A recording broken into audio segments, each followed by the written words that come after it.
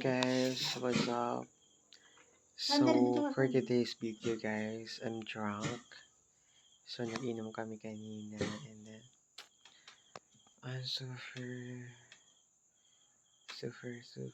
lasing. Look at my eyes, my eye bag. Ganun pa talaga kapag wala nagmamahal sa tabi mo, char. I'm so Gosh, ano ba ito tsura ko? Mukha na akong manang.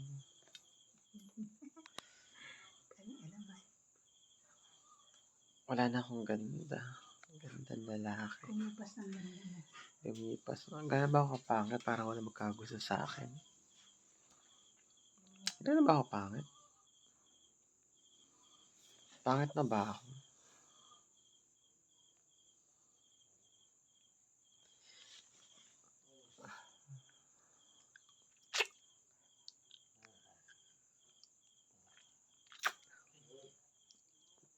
Gano'n mo talaga itong brace na ito. Sakit-sakit ang labi.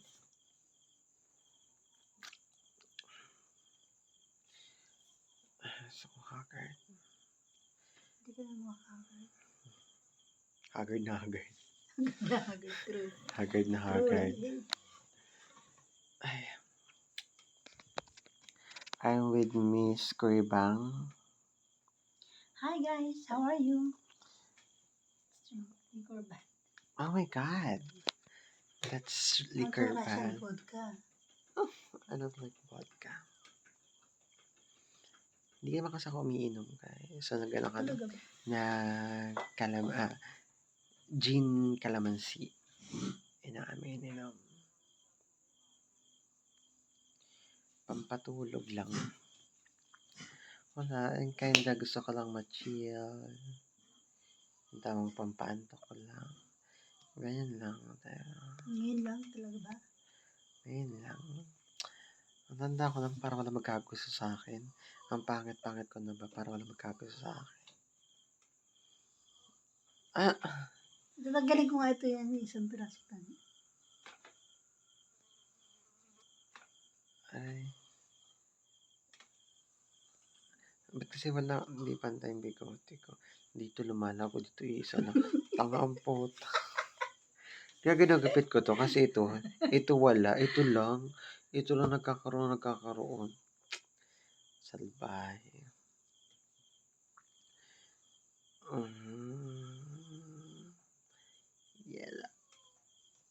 Yala.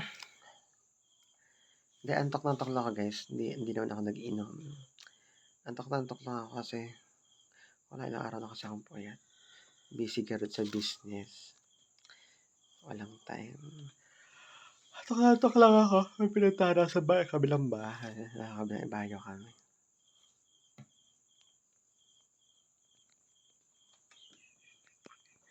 Tambay lang. Antok na ako. Alam nyo ba guys, ang hirap pala maging successful sa buhay. Yung journey hindi madali kasi sobrang malungkot yung journey. Kaya minsan totoo nga pa rin sabi, hindi material na bagay ang nagpapasaya sa tao. Hindi naman naka-record. Naka-record yan. Hindi material na bagay ang nagpapasaya sa tao. Pag nakarating ka na sa tagumpay, malungkot. And ikaw at mapapansin mo, nag-iisa ka lang. Siguro blessed ka kapag may kasama ka, may nakasupport sa'yo. Pero kapag mag-isa ka lang, napakahirap ng journey, sobrang lungkot. Pero kailangan mong tiisin kahit na malungkot, kahit na maraming mga pagsubok sa buhay, kailangan mong tiisin. Kasi wala ka namang choice kundi magtiis. Mas mahirap naman pag wala kang gagawin, di ba? Diba? Hindi kahit malungkot, go lang ng go. Mas mahirap naman pag wala ka rin pera. Mas mahirap naman pag wala ka rin trabaho. Mas mahirap naman pag wala ka rin hanap buhay. Kaya kahit malungkot, go lang. Malay mo naman sa dulo. Diba? Hindi mo naman masasabi ang future. Kung malungkot man yan o masaya. Ang mahalaga, ginawa mo yung best mo para sa sarili mo kahit na malungkot. And na-realize lang na siguro kaya tayo binibigyan ng mga pagsubok kasi para maging matatag tayo. Kasi ngayong kapag tamang daan na yung linalakaran mo patungo dun sa gusto mo talaga kasi sobrang lungkot.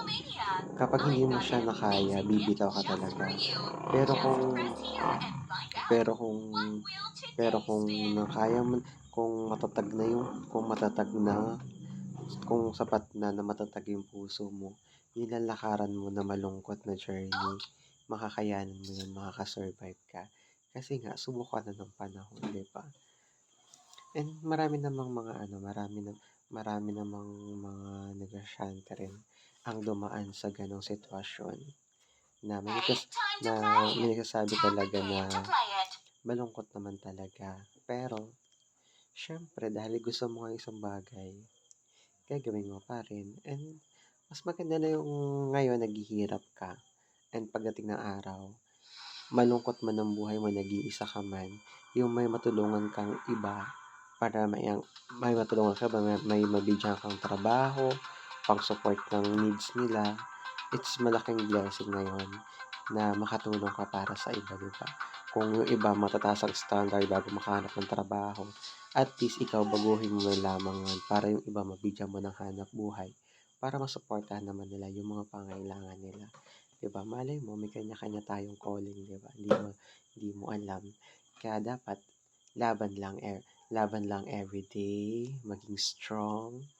And alam ko marami pa naman mga pagsubok na pagdadaanan. Pero ganun talaga ang life, 'di ba? Basta go lang. And then lagi yung sinasabi ng iba talaga, kailangan balance lang buhay. So ngayon, tinatry kong i-balance lahat. Yan nga lang, syempre talagang may pagka-workaholic kasi talaga ako. Minsan, hindi siya nagiging balance. Minsan nakakapag-focus lang ako sa trabaho, trabaho, trabaho, trabaho. Tapos minsan kapag nalilibang ako, i-ano ko ulit, i-record ko sarili ko, nalilibang ako, kailangan ko mag-focus sa business ulit. Ganun. Pero minsan naman nabibigyan ko ng time yung sarili ko. And pinakaimportante talaga, iniingatan yung sarili kasi para hindi mabalewala yung pinaghirapan mo. Kasi tulad ngayon, kung hindi mo ialagaan yung sarili mo at puro trabaho ka, pagdating ng araw sisingilin ka dahil pinabayaan mo yung sarili mo. Lahat ng pinaghirapan mo pupunta lang sa iyo pampagamot mo sa sarili mo, 'di ba? So kailangan balance lang ang buhay, balance. Ay, Alex, Balance lang para hindi tayo mahirapan pagdating sa future, 'di ba? And 'wag abusuhin ng katawan, kailangan balance lang. So, yun lang guys. So, konting update lang. Yun lang. Wala na akong mai-post sa aking vlog for today's video. And share lang tayo ng mga thoughts. So, yun lang. Konting update. Good night guys kasi botohan bukas. So, maghahanap ako ng iboboto na bibigyan ako ng wine. Hindi makamove on. O sige na, bye-bye.